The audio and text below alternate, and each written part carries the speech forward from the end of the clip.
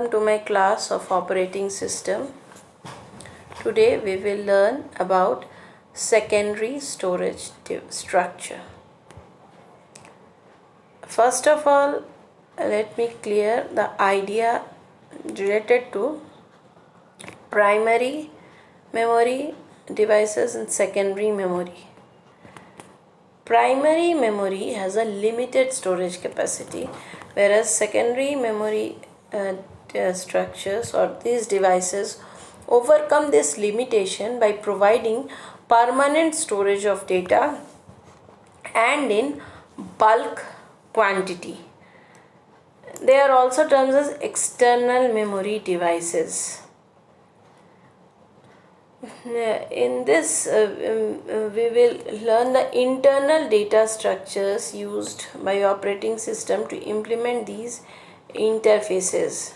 Now we should learn the description about the physical structure of magnetic disk, magnetic tapes, floppy disk. So our objective is to describe the physical structure of secondary and tertiary storage devices and its effect on the users of the devices, or to explain the performance characteristics of mass storage devices.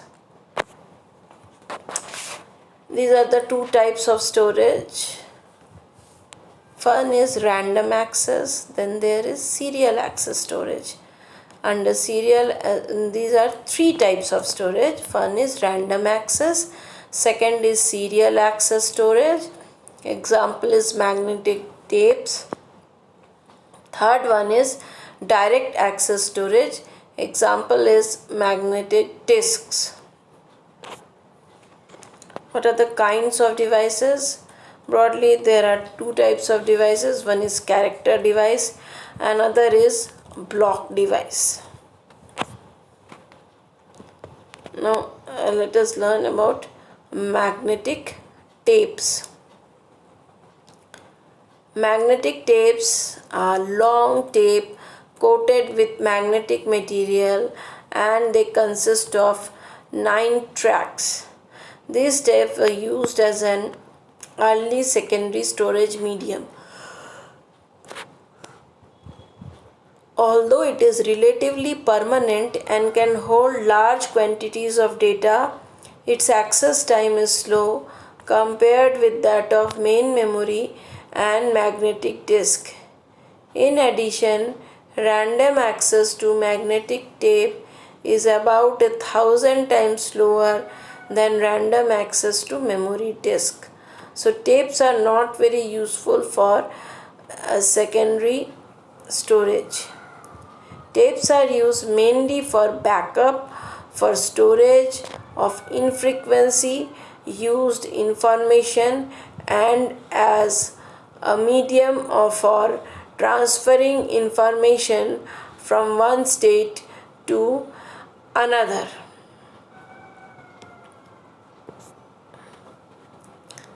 A tape is kept in a spool and is wound or rewound past a read-write head. Moving to the correct spot on a tape can take minutes, but once positioned, tape drives can write data at speeds commendable to disk drives. Tape capacities vary greatly depending on the particular kind of type width. So these are magnetic tapes are read-write head. A byte of data is stored literally. Data is stored and accessed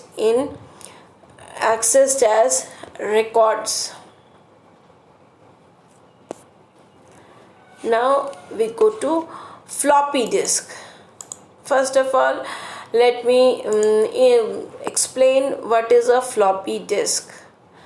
A floppy disk, also known as floppy diskette or simply disk, was a type of secondary storage device supposed it is composed of a disk of thin and flexible magnetic coast sealed in a rectangular plastic enclosure lined with fabric that removes dust particle. The floppy disks are read and written by a floppy disk drive FDD. Floppy disk initially has 8 inches and then media and later 5, 1 and 4 inches, and they are of different size and sizes. Now what are the how the floppy disks works? When a floppy disk is first powered up, the rotary actuator and the index sensor both work together to place the read write head over track 0, starting track of a floppy disk. Once the sensor has created the starting track, the computer is now slow to read files onto the floppy disk. The read write information are instruments, and head misalignment is a common problem in floppy disk drive. The radical position of the disk is that most common type of misalignment. This is the read write head. As the drive begins to receive information from the hardware, or one of the most important parts is or from the disk when retrieving files, the rotary actuator moves. The rotary actuator indicators of spinning disk, and the motor spindle is probably one of the most important part of reading and writing process of a floppy disk. Then we come to magnetic disk. Look at the structure carefully. This is a structure of magnetic disk. Magnetic disk provide the bulk of secondary storage for modern computer system. Conceptually, disks are relatively simple. Each disk platter has a flat circle shape like CD. Common platters diameters range from 1.8 to 5.25 inches. The two surfaces of a platter are covered with a magnetic material. We store information by recording physically, and the two surfaces of a platter are covered with a magnetic material. A read write head flies just above each surface of each platter. The heads are attached to a system. The heads are attached to the system that can move so that to keep track of all the information. The set of tracks that are two at one arm position makes a student, it can work for it.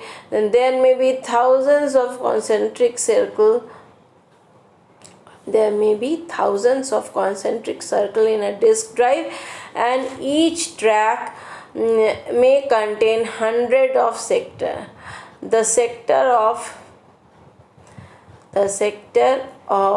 the drive contains the file. Although the disk platters are coated with a thin protective layer, the head will sometimes damage. The entire disk must be replaced. A disk can be removed, allowing different disks to be mounted as needed. Removable disks consist of one platter that has held a plastic case to prevent damage while not in the disk drive. Floppy disk, floppy disk are inexpensive removable magnetic disks that have a softer plastic. Then we go to, this is the look at the diagram. This is the diagram of a platter, track, spindle, then arm assembly. All these things I have explained just now. It is shown in the diagram. Now about the disk structure, we will learn about the disk structure for a little bit. Disk attachment, host attached storage, example CD or DVD. Now there is network attached storage.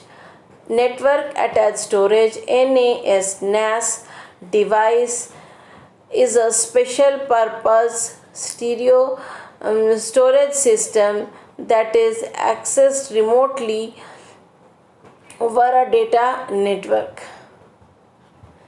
Clients access network attached storage via a remote procedure call. Interface such as NFS or Unix system or CF systems work for Windows machine. The remote procedure call RPCs are carried out via TCP or UDP over an IT network. The network attached storage unit is usually implemented as a RAID array with the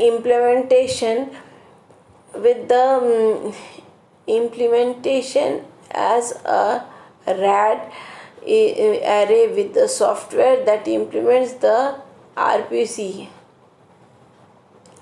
For example, rather than using a SCSI device, the SCSI protocol is used to access storage. A system using NAS would use in BSC over RPC over the TCP IP. Now, seek time and rotational latency. Network attached storage provides a convenient way for all computers on a LAN to share a pool of storage with the same ease of naming and access enjoyed with the local host settings. The time, now quickly we go to the definition of seek time. The time necessary to improve the disk arm is to prove that is the disk arm to the prescribed track called the seek time, and the time necessary for the desired sector to rotate the disk head, we call it rotational latency. That's all for now.